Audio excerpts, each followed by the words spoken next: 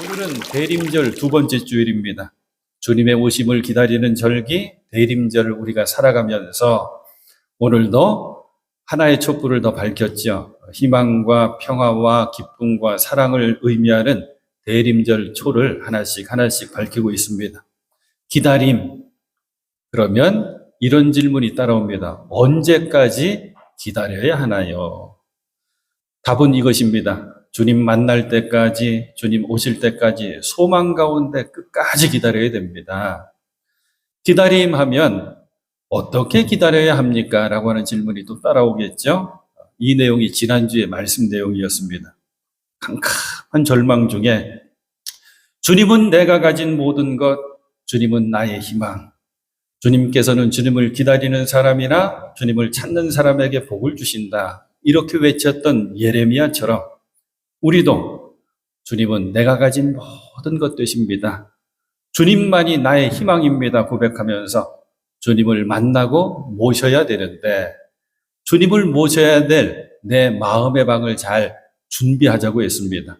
깨끗하게 준비하자고 했습니다. 늘 해야지, 고쳐야지, 버려야지, 치워야지, 그리고 풀어버려야지 하면서 하지 못했던 것들, 그래서 늘 내 마음에 부담이 되고 쓴뿌리가 되고 주님 앞에 서기에 떳떳하지 못한 것들을 걷어내고 쓸어내고 치워내자고 했습니다. 그러면 놀랍게 주님 오셔서 우리를 만나 주실 때 주님께서 내 마음의 방을 주님께서 쓸어주시고 닦아주신다고 했습니다. 그리고 나와 함께 있자, 나까지도 앉으라 하시되 나랑 함께 있자 하신다고 하셨습니다. 그때 우리는 고백할 수 있는 거예요. 주님 오셨습니다. 오신 주님을 내가 만났습니다. 이제 이전의 나는 없습니다. 주님 곁에만 주님과 함께 있는 나는 지금 행복합니다. 이 고백을 할 수 있게 되는 거죠. 이 소망의 기다림에는 이런 유익도 있습니다. 내 인생의 주권이 나에게 있지 않는구나를 깨달아 알게 됩니다. 인생의 주권자가 내가 아닙니다. 내 인생의 주인이 나인 줄 알고 살았었는데 아니구나. 내 인생의 주인 되셔서 나를 다스려 주실 분은 바로 하나님이시구나. 이것을 깨달아 알게 됩니다. 그러면 이렇게 바뀌어요. 지금까지는 내 바램이나 소원에 맞추어서 살았습니다. 신앙생활도 그렇게 해왔습니다. 어느 순간 이것을 다 내려놓고 버립니다. 그리고 이제는 하나님께서 우리에게 주시려고 하는 그것을 소망 가운데 붙들고 살아가게 됩니다. 신앙생활은 소원은 버리고 소망 붙들고 사는 거거든요. 오늘 우리는 주님의 뜻이 그대로 이루어지기를 소망하면서 말씀을 읽었습니다. 주님, 우리에게 참 평화를 주시기 원합니다. 주님 주시는 평화가 지금 이 땅에 필요합니다. 이 마음으로 말씀을 함께 봉독했습니다. 제가 다시 한번 천천히 6절과 7절의 말씀을 조금 풀어서 설명하면서 봉독하겠습니다. 한 아기가 우리를 위해 태어났다. 예수님의 탄생이죠. 우리가 한 아들을 모셨다. 예수님 만나서 예수님 모셔야 된다 그랬어요. 그는 우리의 통치자가 될 것이다. 이제는 주님께서 다스려 주는 거죠. 그래서 그분의 이름을 놀라우신 조언자, 전능하신 하나님, 영존하시는 아버지, 평화의 왕이라고 불릴 것이다. 오늘은 이 네 가지 예수 그리스도의 이름 가운데 놀라우신 조언자, 그리고 마지막에 평화의 왕, 이 두 가지를 생각할 거거든요. 그의 왕권은 점점 더 커지고 나라의 평화도 끝없이 이어질 것이다. 이 말씀이 지금 이 땅에 그대로 이루어져야 되는 말씀이 있죠. 맨 마지막에 이렇게 돼요. 만군의 주님의 열심히 이것을 반드시 이루실 것이다. 하나님이 뜻하고 계획하시면 반드시 이루시거든요. 근데 주님의 열심히 반드시 이루어 주신대요. 이 말씀을 꼭 붙들면서 먼저 생각하는 거, 놀라우신 조언자. 이 놀라우신 조언자라고 하는 이 이름이 어렵거든요. 우리 개역성경에는 기묘자라 모사라 그렇게 돼 있어요. 성탄절이 되면 이 이사야서 말씀을 꼭 읽게 되는데 기묘자라 모사라 그러면 이게 무슨 뜻인지. 그런데 풀어서 설명드리면 우리 세번역 성경이 정확한 거예요. 놀라우신 조언자, 또 다른 성경에는 훌륭하신 상담자. 영어로도 쉬워요. 훌륭한, 놀라운, 원더풀이에요, 원더풀. 원더풀 카운셀러다라고 이렇게 되어 있거든요. 맞아요. 복음서를 찬찬히 보게 되면 우리 예수님 수가성 우물가에서 사마리아 여인과 대화를 나누셨을 때, 우리 예수님 간음하다가 잡혀온 여인을 대면하셨을 때, 우리 예수님 무사람들에게 손가락질만 받던 세리장 삭개오를 만나시고 그 집에 들어가 유하셨을 때, 그들을 짓누르던, 그들을 올가매던 문제가 해결됩니다. 정죄에서 벗어나죠. 새로운 삶을 결단하고 새로운 삶을 시작해냅니다. 그래요. 우리 주님은 우리 모든 인생의 문제를 아시고 상담해 주십니다. 또 훌륭하게 상담해 주시고 놀랍게 상담해 주십니다. 답을 주신다는 거죠. 말씀해 주시고 만나 주시고 품어 주시고 어루만져 주셔서 우리 육신의 문제든지 우리 영혼의 문제든지 그 문제를 다 해결해 주십니다. 더 놀랍고 감사한 일은 예수님도 우리와 똑같이 고난을 받으신 거예요. 우리가 똑같이 여러 가지 아픔을 겪으신 거예요. 베드로전서에 이런 말씀들이 나오거든요. 예수님은 죄 지으신 일이 없습니다. 그 입에는 아무런 거짓도 담겨 있지 않았습니다. 하지만 그분은 모욕당하셨습니다. 고난당하셨습니다. 하지만 그걸 갚으려고 하지 않으셨습니다. 그저 그분은, 우리 예수님은 우리의 죄를 자신의 몸에 몸소 지시고서 나무에 달리셨습니다. 십자가. 그것은 우리가 죄에는 죽고 의에는 살게 하시려는 것이었습니다. 그가 매를 맞아 상함으로 우리는 나음을 얻었습니다. 베드로전서 2장의 말씀이거든요. 요거를 가지고 뭐라고 해요? 우리 예수님은 상처 입은 치유자라고 얘기합니다. 상처를 갖고 계시지만 우리를 치유해 주시는 것. 그러니까 여러분, 주님께 늘 물어보십시오. 우리 주님은 문제의 모든 답을 갖고 계십니다. 그리고 놀랍게 해결해 주십니다. 주님을 만나서 주님의 능력을 경험하십시오. 막혔던 것, 묶여있던 것 열리고 풀리는 놀라운 역사를 경험하십시오. 그리고 찬양하는 겁니다. 전능하신 나의 주 하나님은 능치 못하실 전혀 없네. 이 말씀도 붙들어야 되겠죠. 할 수 있거든이 무슨 말이냐? 믿는 자에게는 능치 못함이 없느니라. 이렇게 하나님께서 능력으로 우리와 함께 계셔야 되는데,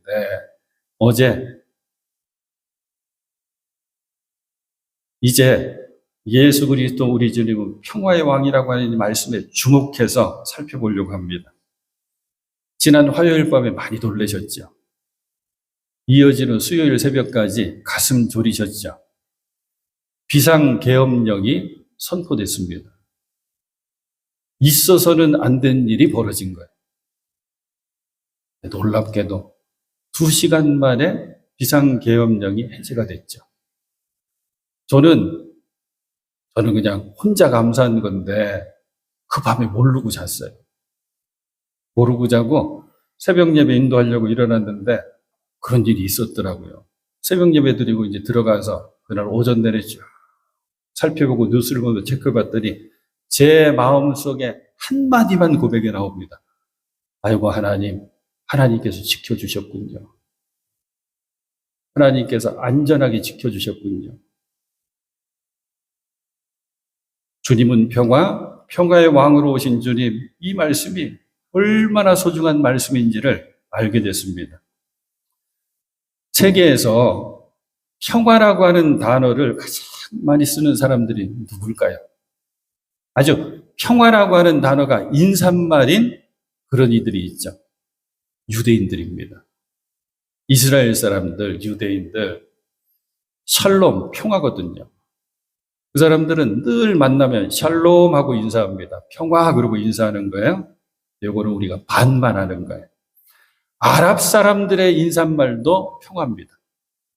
아랍어로 평화가 살람이거든요. 아랍 사람들은 만날 때마다 뭐라고 인사하냐면 아살람 알라이쿰 그래요. 여보자고 당신에게 평화가 깃들기를. 이 세계에서 평화라고 하는 단어를 가장 많이 쓰는 두 민족, 유대인들, 아랍인들, 그들이 그렇게 싸우는 겁니다. 여러분, 샬롬, 평화의 반대말이 뭘까요? 언뜻 생각하면 다툼이고 갈등이고 나라와 나라 사이는 전쟁이죠. 그런데 썩 시원한 답이 아니에요. 그래, 평화는 전쟁도 없고 갈등도 없고 다툼도 없는 것, 그거 맞지. 하지만 시원하지가 않아요. 그러니까 봤더니 사람들이 이렇게 풀이를 해줘요. 한쪽의 힘이 강력하면 그럼 평화가 온대. 로마 시대에 그랬거든요. 로마 제국 시대. 로마가 워낙 강력해서 모두 주변 나라를 식민지로 삼고 다스리니까 전쟁 없는 시대가 한동안 펼쳐져요. 역사 속에서 팍스 로마나 로마의 평화 시대라고 부르거든요. 근데 이거는 오래 가질 않아요. 오래 갈 듯 싶지만 언젠가는 무너져요. 그 사람들이 평화를 또 이렇게 설명합니다. 평화는 힘의 균형 상태다. 나랑 너랑 힘이 비슷하면 싸우질 못해요. 그러니까 힘의 균형이 깨지면 평화도 깨진다. 그래요. 그럴듯해요. 근데 이것도 정답은 아닌 것 같아요. 왜냐하면 저는 알거든요. 힘의 균형이 잘 유지돼가지고 힘의 균형이 절대 깨지지 않는 것을 제가 알아요. 우리 가까운 데 있어요. 거기는 아무 갈등도 없고 다툼도 없고 분쟁도 없고 싸움도 없어요. 공동묘지. 영원한 쉼터, 개나리 동상 절대 안 싸워요. 여기는. 답이 그래서 이거죠. 평화. 그래서 우리는 참된 평화라고 얘기할게요. 주님이 주셔야 됩니다. 참된 평화는 주님이 주셔야 돼요. 그래서 주님을 만난 이들이 주님의 마음이 되어서 힘의 균형만 유지하려고 하는 것이 아니라 그 힘이 있어도 그 힘을 사용하지 않고 내가 가진 힘을 때때로 포기할 때 그때 평화가 이루어지는 것입니다. 그래서 우리는 이런 말씀들, 이런 성경 구절들 기억하고 살아야 돼요. 히브리서 12장 14절 모든 사람과 더불어 화평함과 평화에 거룩함을 따르라. 이것이 없이는 아무도 주를 보지 못하리라. 마태복음 5장 9절 산상수훈 팔복의 말씀이죠. 평화를 이루는 사람이 복이 있다. 하나님이 그들을 자기의 자녀라고 부르실 것이다. 평화는 사람의 노력만으로 이루어지지 않습니다. 틀림없이 평화는 하나님이 주셔야 돼. 그래서 우리는 평화의 왕으로 우리 가운데 우리 곁에 오시는 주님을 잘 준비해서 맞아야 됩니다. 만나야 됩니다. 이야기 하나 해드리려고 해요. 평화의 아이, 영어로는 피스 차일드라고 하는 영화가 있었대요. 유명한 영화라는데 이 영화가 귀한 게 리처드슨 선교사님의 일대기예요. 이분이 1960년대 그 파푸아 뉴기니 섬 한 부족에 복음을 전하려고 들어간 거예요. 부족 이름이 재미있어요. 사위부족. 사위부족이라고 하는 부족, 거기에 복음 전하려고 들어갔는데 그들은 이 파푸아 뉴기니가 아주 독특한 섬이거든요. 아주 호전적이면서 아주 원시적인 삶을 살았어요. 아주 포악하기도 하고 어떻게 하면 이들에게 예수 그리스도 이 복음을 전할 수 있을까? 그런데 감사하게 이 리처든 선교사님은 의료 선교사였어요. 그러니까 서양의 의술을 조금씩 알려주고 베풀어 주니까 이들이 너무 좋아하는 거예요. 그 전까지는 그냥 그 병 앓으면 죽을 수밖에 없었는데 살아나고 회복되는 걸 경험하니까 마음은 조금씩 열리는 상태에서 이 사위 부족과 늘 경쟁하는 다른 부족과 보통은 이 사냥터 때문에 싸워요. 파푸아 뉴기니는. 그래갖고 전쟁이 벌어졌는데 끔찍한 전쟁이 벌어진 거예요. 큰 피해를 서로에게 주고 자연스럽게 두 부족이 만나가지고 휴전을 하더래요. 전쟁 계속했다가는 사위 부족도 끝장나고 함께 싸우고 있는 상대방 부족도 끝장날 테니까. 그런데 안타까운 마음으로 선교사님이 그 과정을 쭉 보는데 재미있는 일이 벌어졌어요. 서로 우리 화해하자. 휴전이다. 더 이상은 싸우지 말자. 그러면서 사위 부족의 추장 아들을 저쪽으로 보내고 저쪽 부족의 추장 아들을 받더래요. 양쪽 추장 아들이 서로 교환이 되는 거예요. 이것 때문에 이 두 아들을 양쪽에서 상대방 싸우던 부족의 족장 아들이지만 잘 돌봐주면서 생활하더래요. 그리고 그 아이에게 이름 붙이기를 평화의 아이라고 이름을 붙이더래요. 아, 이거구나. 선교사님이 이 모습을 지켜보면서 예수님을 전하기 시작하는 거예요. 하나님의 아들 되시는 예수님, 예수 그리스도야말로 하나님과 우리 사이를 화목하게 하시려고 우리 곁에 보내주신 평화의 아이와도 같으신 분입니다. 하고 복음을 전했다는 거예요. 사랑하는 여러분, 평화의 왕이신 주님께서 왜 우리 곁에 오셨을까? 왜 평화의 아이처럼 우리 가운데 보내졌을까? 가장 중요한 첫 번째 이유는 하나님이 하나님과 우리 사이를 화목하게 하시려고 보내신 거예요. 성경을 보게 되면 예수님 없는 우리들의 모습은 뭐냐면 하나님과 원수된 모습이에요. 골로새서 1장을 쭉 정리해 보면 이렇게 되어 있습니다. 예수 그리스도를 알지 못하고 믿지 못한 우리들의 모습, 악한 행실로 멀리 떠나 악한 행실을 버리지 못해가지고 하나님과는 멀어졌어요. 그래서 하나님과 원수된 사람, 이게 우리들의 모습입니다. 생각해 보니까 그래요. 아버지와 아들이 서로 원수되면 살 수가 없잖아요.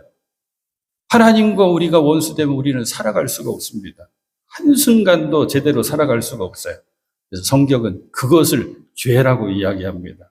이 죄의 문제를 풀어주시려고 독생자, 유일한 아들 예수님을 우리와 똑같은 모습으로 우리 곁에 보내주신 게 그게 성탄인 거죠. 그리고 예수님은 십자가에서 우리의 죄를 우리 대신해서 감당해 주십니다. 그래서 하나님과 원수된 것을 풀어주시는 거예요. 죄의 문제를 해결해 주셔서 하나님과 화목하게 해주시는 거죠. 그게 다 복음의 여러 가지 모습으로 나오는데 로마서 5장에 별명이 있습니다. 은혜의 복음장 이렇게 되어 있거든요. 정리해드리면 이거예요. 우리가 아직 연약할 때, 우리가 아직 죄인 되었을 때, 우리가 아직 원수되어 있을 때 예수 그리스도께서 죽으심으로 십자가로 하나님과 우리를 화목하게 해주셨다.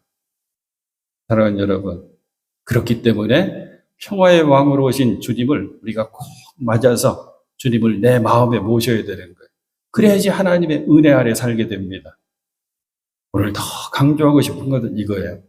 그렇게 하나님과 화목하게 된 우리들은 반드시 틀림없이 사람들과도 화목하게 되어 있습니다.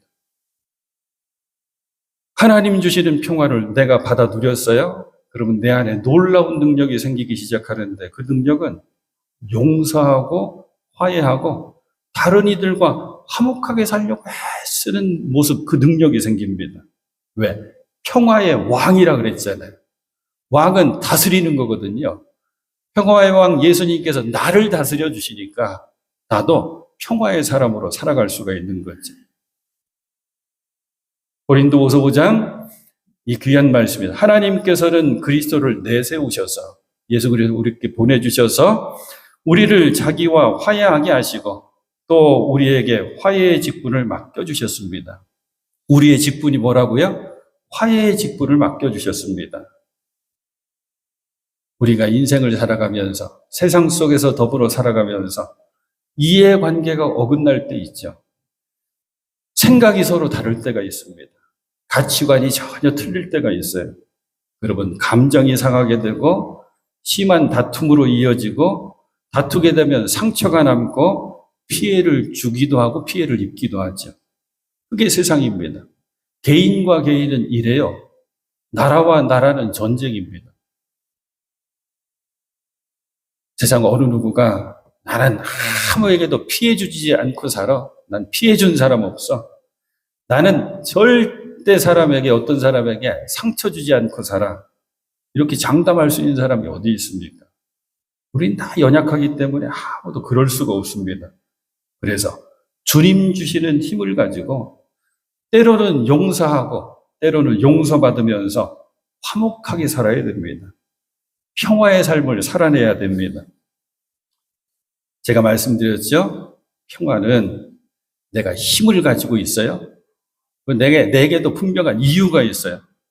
그런데 가지고 있는 힘을 뺍니다.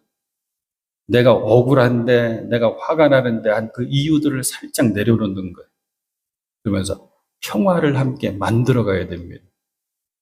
그게 평화의 왕이 나를 다스려 주신 거거든요. 이야기 하나만 더 해드리고 말씀 마치려고 그래요. 아르헨티나라고 하는 남미의 나라 있죠? 그 옆에는 칠레라고 하는 나라가 국경을 맞대고 있대요. 그런데 이 두 나라 국경에 산 하나가 이렇게 있는데 높이도 꽤 높아요. 3,832m. 우스파야타? 뭐 이런 산에 예수님 동상이 세워져요. 1904년에 세워지는데 꽤 오래됐죠. 100년이 넘었네요. 그 예수님 상 이름이 안데스의 예수님 상하고 불려져요. 나중에 기억력 좋으시면 검색 한번 하시면 멋진 사진들, 그림들이 나와 있어요. 이 청동상인데, 이 청동상은 인류 문화유산으로도 등재가 됐는데, 이게 유래가 있고 사연이 있어요. 이제 두 나라가 국경을 맞대고 있으니까 당연히 분쟁이 따라 있겠죠? 크고 작은 분쟁이 계속 된 거예요. 1909월절에 아르헨티나에 있는 성직자 목사님 한 분이 제안을 한 거예요. 우리 두 나라가 이렇게 서로 반목하고 갈등하고 총뿌리를 겨누고 싸우면서 어떻게 지냅니까? 저 국경을 따라서 쭉 놓여졌던 양쪽 나라의 대포들을 다 모아가지고 녹여서 평화의 상징으로 예수님 상을 세웁시다. 사람들이 막 호응을 해가지고 정말 대포가 녹여져서 예수님 상이 만들어진 거예요. 거기다가 명패 하나를 붙여놨대요. 명패가 여러 개가 있는데 그 중에 하나가 칠레와 아르헨티나가 다시 전쟁을 한다면 이 산의 바위들은 산산이 부서지리라. 우리 두 나라가 이제 평화로 살자고 이렇게 약속했는데 이거 절대 못 깬다. 그거예요. 너무 재밌어요. 그 뒤이야기가 더 재밌는 얘기가 따라오는데 우선 서로 평화하게 됐어요.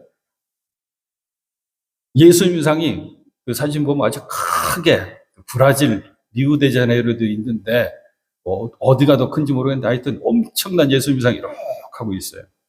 근데 너무 재미있게 이 안데스 예수님 상을 세우려고 보니까 지형적인 조건이나 여러 가지 조건 때문에 동상을 딱 세워놓고 보니까 예수님 얼굴 쪽이 아르헨티나예요. 예수님 등 쪽이 칠레예요. 아르헨티나 사람들은 불만이 없어요. 그런데 칠레 사람들이 시간이 가면 갈수록 왜 저 예수님 상은 우리에게 등 돌리고 서 있게 세웠냐? 왜 저런 모습으로 세워놨어? 예수님 바라보고 있는 저 아르헨티나 사람들만 축복하는 거 아니야?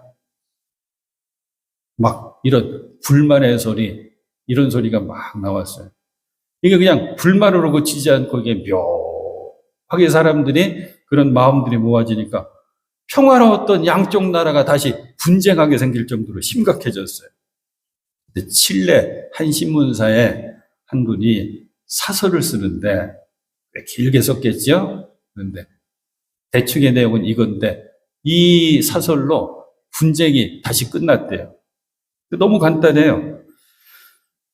저 안데스의 예수님 상이 우리 칠레 쪽을 바라보지 않고 저 아르헨티나 쪽을 향하고 있는 것은 아르헨티나가 아직은 우리 칠레보다 하나님의 돌보심이 더 많이 필요하기 때문이 아닐까요? 이걸 써놨대요.